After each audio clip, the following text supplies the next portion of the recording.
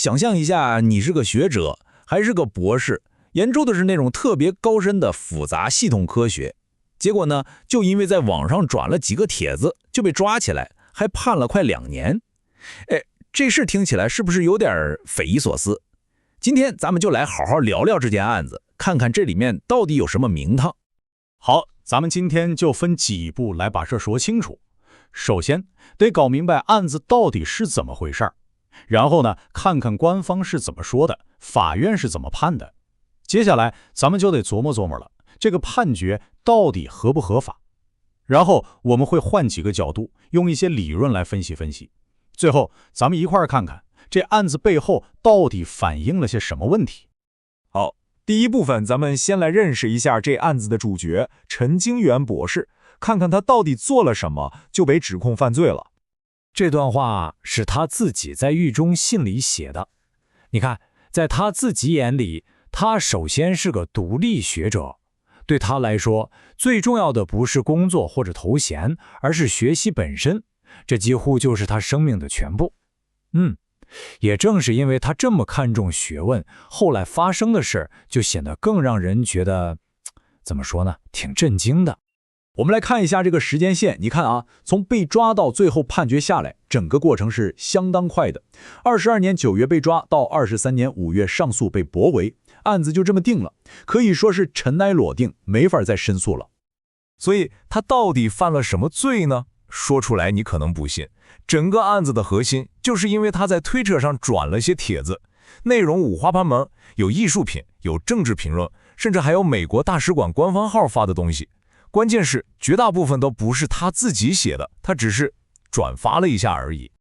好了，现在我们进入第二部分，看看法院到底是怎么给他定的罪。这个判决的理由啊，可以说是整个案子里最有意思的地方了。大家看这个对比，左边是给他的罪名，叫寻衅滋事，说他在网上散布假消息，造成了公共秩序严重混乱。这个罪名听起来很严重，对吧？但你看右边，法院判他有罪的关键理由，竟然不是说他真的造成了多大的混乱，而是说他学历这么高，是个博士，所以他应该能分清是非，他应该知道这些内容不好。你看，这逻辑的重点一下子就从行为的后果转移到了他这个人的身份上。判决书里就是这么写的，原话。你看，这里说他具有很高的学历和知识水平，所以应辨别是非。这简直就是把他的学识当成了定罪的证据。换句话说，正因为你懂得多，所以你的罪就更大。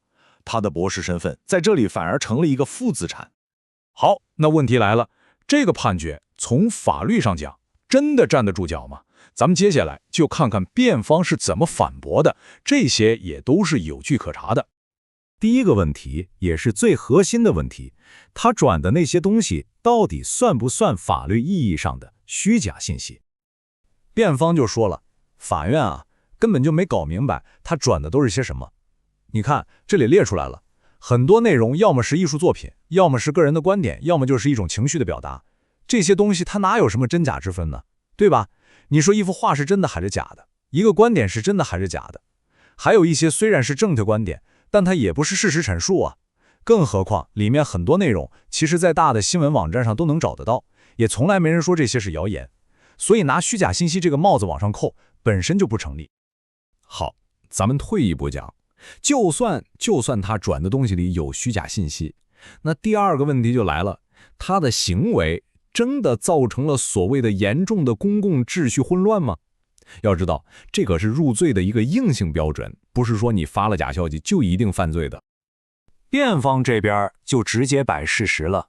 第一，他的推特账号粉丝还不到100个，而且大部分一看就是不活跃的僵尸粉儿。第二，他几年下来总共也就转了100来条，就这么点影响力，怎么可能造成严重混乱呢？最关键的是，控方从头到尾压根就没拿出任何证据来证明现实世界里有谁因为他转的这些帖子就恐慌了，或者社会秩序就乱了。所以啊，这个严重混乱的说法基本上是空口无凭。那么检方到底是怎么想的呢？这里有一句据说是检察官葛斌说过的话，当然我们无法100%证实，但是被广泛引用。他说，我觉得是谣言，所以就是谣言。我没有核实过，也不打算去核实。如果这句话是真的，那就很能说明问题了。可能从一开始，这些帖子的真假就不是他们关注的重点。好了，法律层面的事我们聊得差不多了。现在呢，咱们换个视角，跳出案子本身，用几个更宏大的理论框架来试着理解一下这背后到底是怎么回事。第一个分析视角挺有意思的，有人用毛泽东思想里的一些基本原则来反观这个案子。你看，比如实事求是，在这个案子里，事实和证据好像没那么重要了，反而是权威说了算。再比如人民立场，法律到底是为人民服务的，还是为国家机器服务的？还有群众路线，公众的意见在哪里呢？好像完全被忽略了。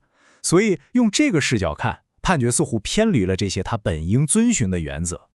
还有一个视角来自西方的马克思主义哲学家，叫阿尔杜塞。他有个理论说，国家机器分两种，一种是意识形态机器，比如学校、媒体，当然也包括法律系统。它的作用是从思想上告诉你什么是对的，什么是错的，谁是好人，谁是坏人。